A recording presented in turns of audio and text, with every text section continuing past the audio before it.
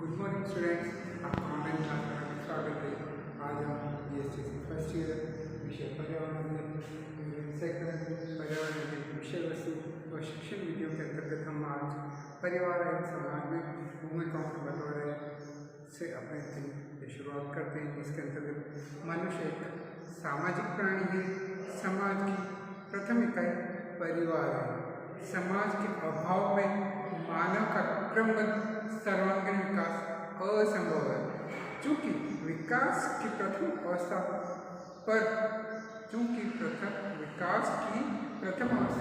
घर से प्रारंभ होती है, इसलिए हमें परिवार का स्वरूप जानना अत्यंत आवश्यक है। मनुष्य एक सामाजिक प्राणी है। समाज की प्रथम इकाई परिवार है। समाज के अभाव में मानव का क्रमबद्ध सर्वांगीण विकास असंभव है। चूंकि विकास की प्रथम अवस्था घर से ही प्रारंभ होती है, इसलिए हमें परिवार का स्वरूप जानना अत्यंत आवश्यक है। संसार में लगभग समस्त समाजों में विभिन्न प्रकार के परिवार पाए जाते हैं। इन परिवारों में कार्य लगभग समान ही होते हैं। संस्कृति एवं देश के आधार पर कार्यों में विभिन्नता पाई जाती है। एक समाज में जो प्रधान कार्य है वह दूसरे समाज में गौण हो सकते हैं। सामान्य रूप से परिवार का अर्थ पति पत्नी, माता पिता, पुत्र पुत्री एवं भाई तथा बहन आदि के रूप में परिवारों के माध्यम से ही समाज का निर्माण होता है। समाज के निर्माण में परिवारों की महत्वपूर्ण भूमिका होती है। सामाजिक व्यवस्था के नियम एवं सिद्धांतों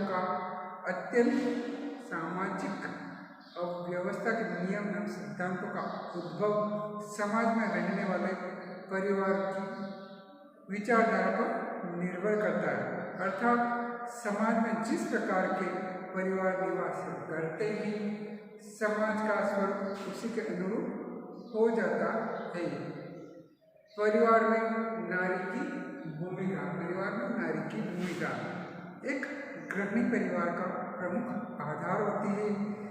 उसकी कर्तव्यनिष्ठा, चरित्र एवं व्यक्तित्व से संपूर्ण परिवार प्रभावित होता है। अर्थात गृह के सुख, समृद्धि एवं शांति के अतिरिक्त परिवार में रहने वाले प्रत्येक प्राणी का विकास उस घर की गृहिणी की कार्यकुशलता, व्यावहारिकता और आत्मीयता पर निर्भर करती है। जिस प्रकार एक सेना एक कुशल सेना नायक के नेतृत्व में ही विजय प्राप्त कर सकती है, उसी प्रकार एक परिवार एक कर्तव्यनिष्ठ गृहिणी के संचालन में ही सुख और समृद्धि प्राप्त कर सकता है। यद्यपि प्रत्येक परिवार को स्त्री स्वयं की घर की रानी समझता है, परंतु रानी वह तब कहलाएगी जब उसमें गृह मंत्रालय के संचालन की क्षमता और अपने कर्तव्य क्षेत्र के सभी उत्तरदायित्वों को वहन करने की क्षमता होगी। यद्यपि प्रत्येक परिवार की स्त्री स्वयं को उस घर की रानी समझती है, परंतु रानी वह तब कहलाएगी जबकि उसमें गृह संचालन की क्षमता और कर्तव्य क्षेत्र के सभी उत्तरदायित्वों को वहन करने की क्षमता होगी। एक आदर्श गृहिणी अपने जीवन में अनेक रूपों में अपनी भूमिका का निर्वहन करती है। अतः परिवार में नारी की भूमिका के इन विभिन्न रूपों को निम्नलिखित प्रकार से देखा जा सकता है। नंबर 1, माँ के रूप में।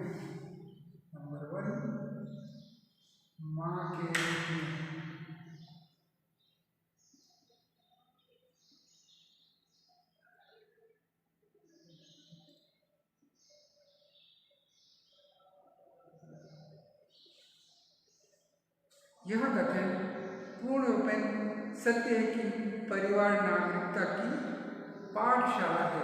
यह कथन सत्य है कि परिवार पाठशाला है, नारी परिवार की निर्मात्री है। माता के रूप में त्याग के समय ईश्वर भी नतमस्तक हो जाते हैं। माता का स्थान पिता तथा गुरु दोनों से श्रेष्ठ माना जाता है। माता का उत्तरदायित्व केवल जननी के रूप में बालक को जन्म देने तक सीमित नहीं है, अपितु उसे समाज का उत्तम नागरिक बनाना भी है। बालक जो भी शिक्षा प्राप्त करता है वह परिवार से प्राप्त करता है। इस प्रकार की शिक्षा प्रदान करने में माता या गृहिणी की प्रमुख भूमिका होती है। गृहिणी के प्रत्येक आचरण का प्रभाव बालक पर पड़ता है। वास्तव में शिशु एक कोरी स्लेट के समान होता है। उस पर जैसा अंकित कर दिया जाता है उसका प्रभाव जीवन भर नहीं मिटता है। ऐसी दशा में गृहिणी नारी का कर्तव्य है कि वह जागरूक होकर अपने बालक के शारीरिक और मानसिक विकास की ओर संपूर्ण ध्यान दे। उसे चाहिए कि बालक को समय पर सोना, समय पर उठना तथा बड़ों का आदर करने का उचित प्रशिक्षण दे। नित्य स्नान करने, शारीरिक स्वच्छता का महत्व तथा शिष्ट बोलने आदि का महत्व भी गृहिणी द्वारा ही बताया जाना चाहिए। नारी का माँ के रूप में मधुर व स्नेहपूर्ण व्यवहार बालक को उदंडी होने से बचाता है।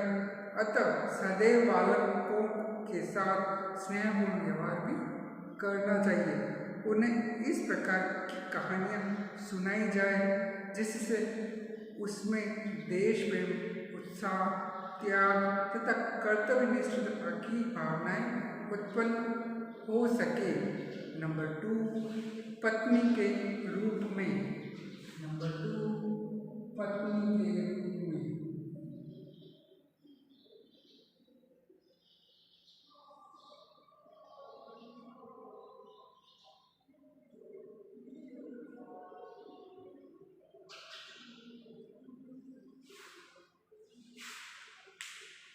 प्रत्येक बालिका विवाह के पश्चात एक पत्नी के रूप में किसी नवीन परिवार में प्रवेश करती है।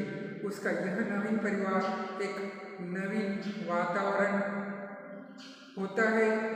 पत्नी के रूप में उसके लिए यह आवश्यक हो जाता है कि वह अपनी पुरानी आदतों और रुचियों में परिवर्तन कर अपने को नवीन परिवार के अनुसार ढाले, अर्थात नवीन वातावरण से सामंजस्य स्थापित करने के लिए अपनी इच्छा और आदतों को बदलना आवश्यक है।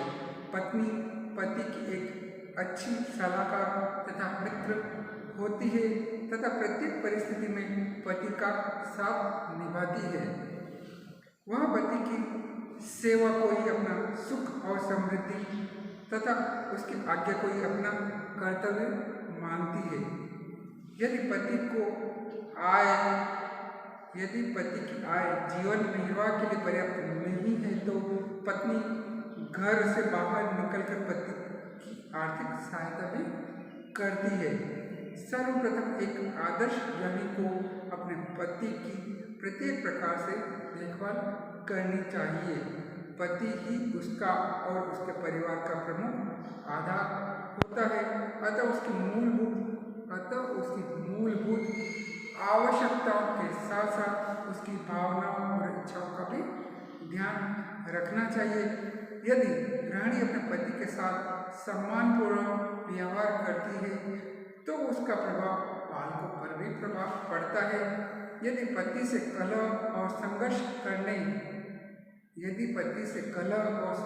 करने से बालक उदंड हो जाते हैं, इसके अतिरिक्त उसे परिवार के प्रत्येक बड़े सदस्य के साथ भी शिष्टता और मधुरता का व्यवहार करना चाहिए। नंबर 3, पुत्री के रूप में। नंबर 3, पुत्री के रूप में।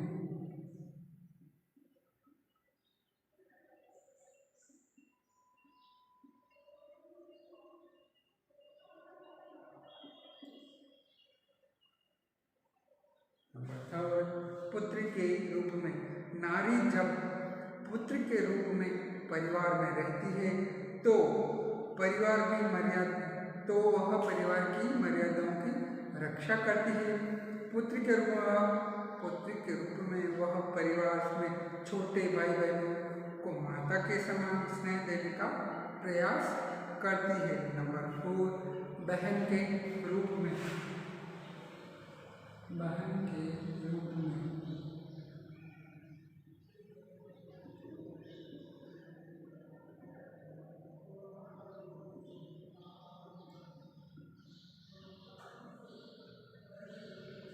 के रूप में स्त्री को बहन के रूप में विशिष्ट भूमिका होती है। बहन होने पर वह माता पिता के समान भाई बहन की सभी सुख सुविधाओं का वह ध्यान रखती है। छोटी बहन होने पर बड़ी बहन तथा माता के रूप में वह कार्य में सहायता करती है तथा भाइयों की आज्ञा का पालन करती है। नंबर 5, पुत्रवधू के रूप में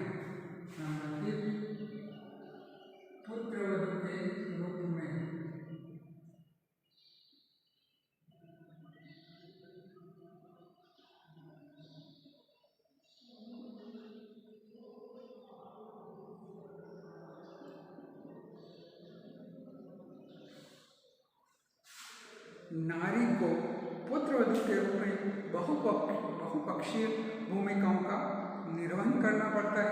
उसे पुत्रवधू भाभी, ताई, चाची तथा पत्नी की अनेक भूमिकाओं में अपने आप को समायोजित करना पड़ता है। सास ससुर, देवर तथा ननद आदि के प्रति उसके दायित्व भी भिन्न भिन्न हो जाते हैं। आज इतना ही। कल हम परिवार में नारी की भूमिका का जो शेष भाग है या जो बकाया बिंदु है उनका अध्ययन करेंगे। आज इतना ही। नमस्ते।